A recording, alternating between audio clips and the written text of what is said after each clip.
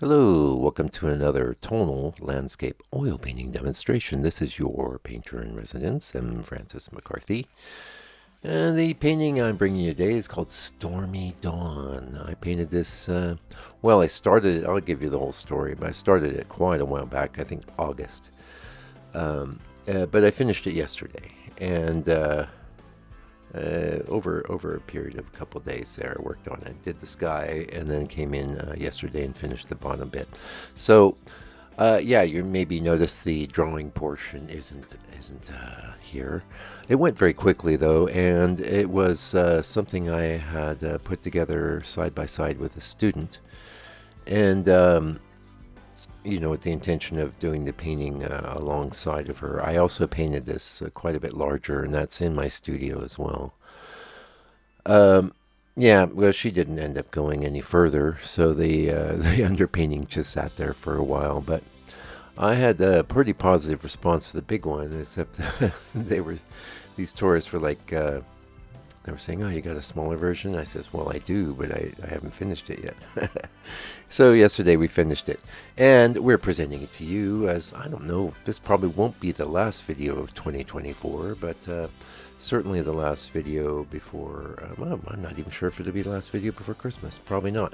Anyway, in my mind, it's a middle of the week video, so, and a bit of a seascape, so it may not, I don't know. A lot of people seem to like other sorts of things in the channel, and that's all good. I know I spend a lot of time on YouTube, and, if something doesn't capture my interest right away, I'm out. And I'm not mad at anybody that is coming to my content and feels the same. We all have the things we're trying to do, and maybe that's painting for you. Maybe just like watching people make paintings, or maybe you like making your own paintings. But it's been in my mind to do this middle of the week video and just kind of, I don't know, talk a bit about the philosophy of creating art, and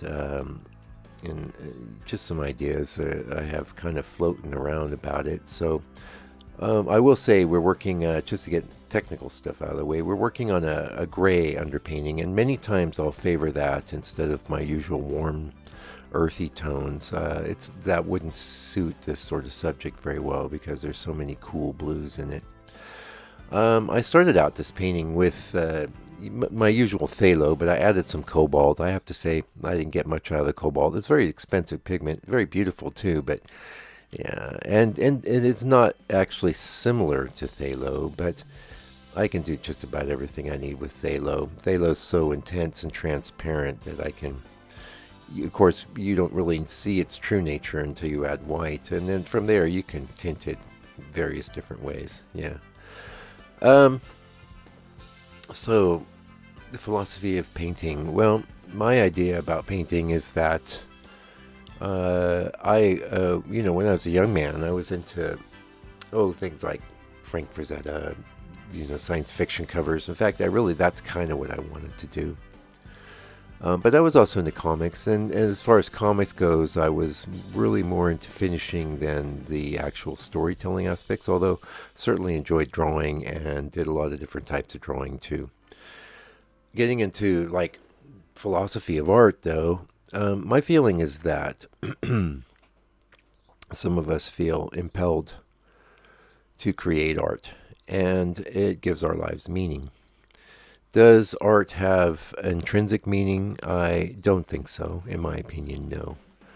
But if it has meaning to you, then it has meaning. And if it has meaning to people that are apprehending your work and brings something to their existence, then it has meaning.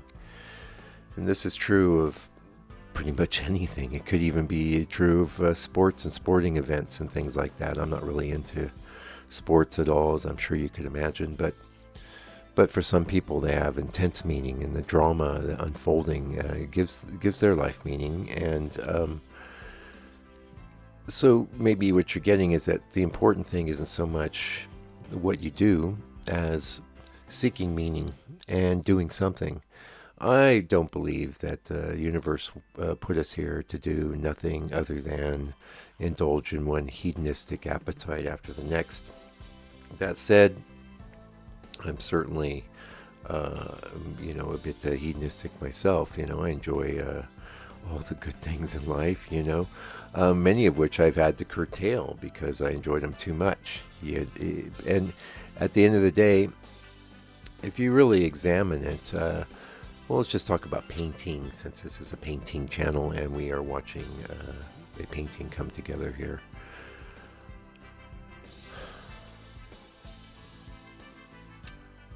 Painting isn't easy to do.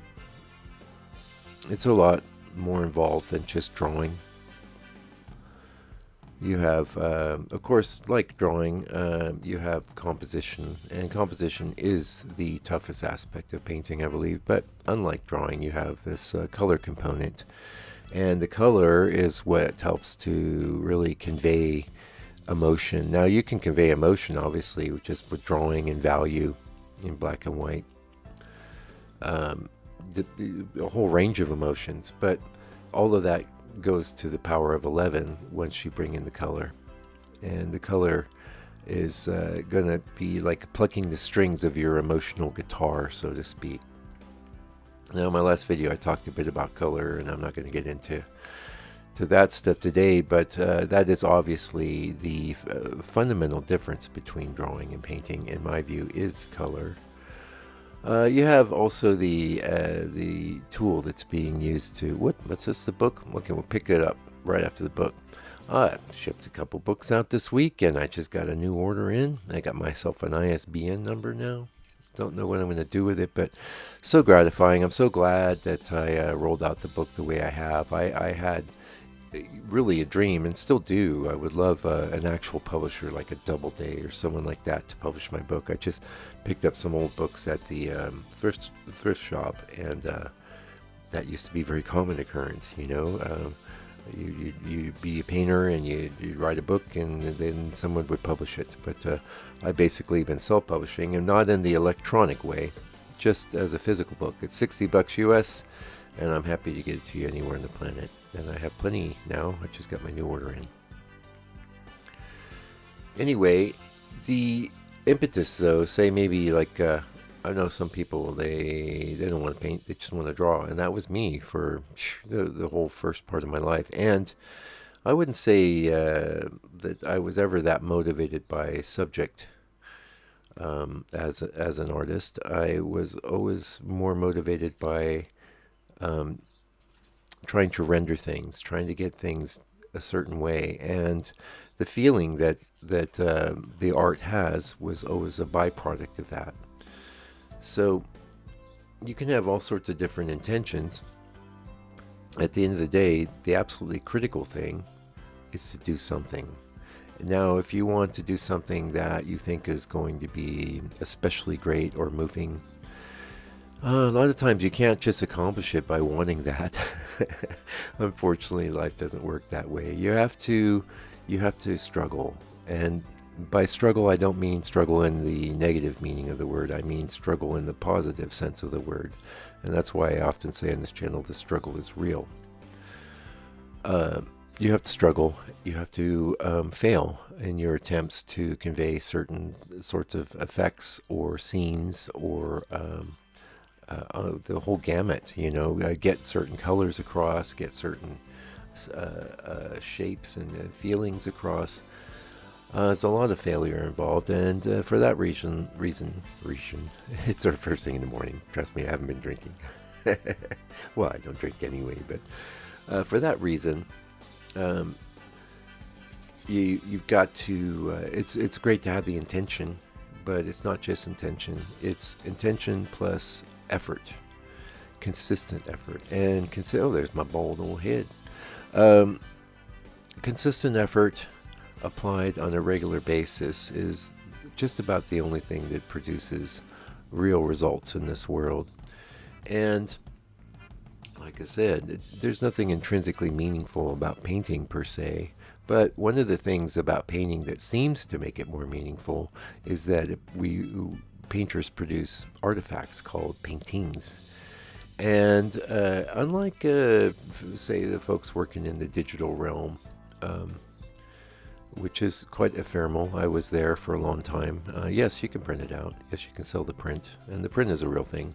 in a sense, an artifact, but not as intrinsically valuable because of its nature of being a reproduction. And a reproduction is always a reproduction. I don't care how limited you say it is. It could be a reproduction of one. But if it's not the original thing, then it has less intrinsic value. That's just that. In fact, that's something that you can use as an artist, especially in this current climate of AI generating incredible, phenomenal images that would take a human being a long time to pull off, just in a matter of seconds. I saw an image of somebody had done a bunny rabbit with a leather coat and a guitar. It looked amazing. All the little details, highlights, things that I, as an artist and a renderer, had struggled for years to pull off, with folds and things. Effortless for the AI. And, it's not a conversation about AI here.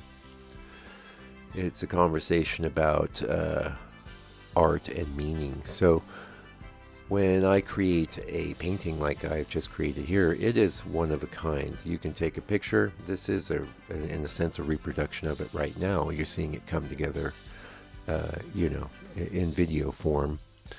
And the still image that I've created at the forefront of the video is a thumbnail that I've cleaned up a little bit. And in a sense, I could develop that image into its own full-on digital image if I wanted. But the thing that has the most value is the actual painting, because this is the reason why you can't even buy the Mona Lisa. Who says you could say, oh, this or that painting is the most valuable painting ever? Well, wouldn't it be something like the Mona Lisa? And how much would that be? $1 billion? Would that even cover it? When you got thousands of people every day queuing up to see it. Now, the Mona Lisa has meaning. Why? It's just a picture of a lady. It has meaning because of all the meaning that people have given it. And when people start giving something meaning, then others kind of start tuning into that. And they say, oh, that has meaning. Oh. And they might be sensitized to it. They might be able to pick up on whatever it was the artist was trying to get across. In my case, I don't ever set out with, I want people to feel this way, or I want people to feel that way. I am apprehending the reference image, and I start thinking almost immediately of what I want to do with that scene as a painting, and it won't be the same as the photo. I don't want to make a copy of the photo and paint. I want to make a painting. I would like to have a bit of inspiration. Now, a lot of artists go out in nature. Yeah, it doesn't always work for me, although I'll be heading out this morning and be taking a few photos, God willing, because I'm headed out after I finish this video to go to a gallery and give them some work and things. And well, that has some meaning, isn't it? That's why so many artists really love to sell their work, because it gives them affirmation, Also, we all have bills, and I'm sure a lot of you spend plenty of money on paint and art supplies, and maybe buying my book or other people's books or what have you. And that's a great use of money, because it's all working towards a thing that has meaning for you. And we're getting close to the end of this video, and that's, at the end of the day, what I really have to say. If it has meaning to you, it really doesn't matter if other people are picking up on it or not. It's a benefit, it's a bonus, but it's not the main thing. The main thing is that you are engaged in a process that is bringing meaning to your life, and ideally could bring meaning to other people's lives.